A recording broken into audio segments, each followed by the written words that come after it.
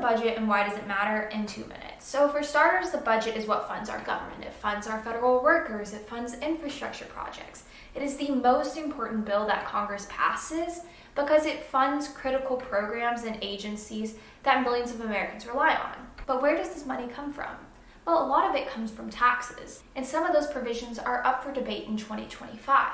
And we need to pay attention to it because in 2025, according to the Tax Policy Center, it is estimated that the top 1% will receive an average of $60,000 in tax breaks, while the bottom 50% of households, aka everyday Americans, will receive an average of less than $500. In other words, it is estimated that the top 1% receive 120 times more in tax breaks than the bottom 50% of households. This tax code is rigged to the wealthy. And the Republicans want to make some, if not all, of the tax provisions permanent. So not only is it rigging the tax code to the wealthy, that also means we're bringing in less revenue. The reality is that if we cut taxes, we are losing revenue and we'll have to cut spending. And Republicans are prepared to do just that. House Republicans have released their budget resolution, and they are preparing to cut $2 trillion in spending. That sounds great, but in reality, that means they're cutting into funding for programs like SNAP, Medicaid, cancer research. These are programs that millions of Americans rely on. So not only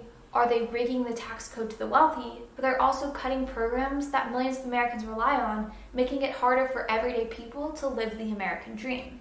Now is the time to call our lawmakers and demand a reformed tax code and demand that they protect these critical programs that Americans rely on. We deserve an economy that works for all Americans, not just the wealthy few. And if this budget is passed, it will devastate everyday American families.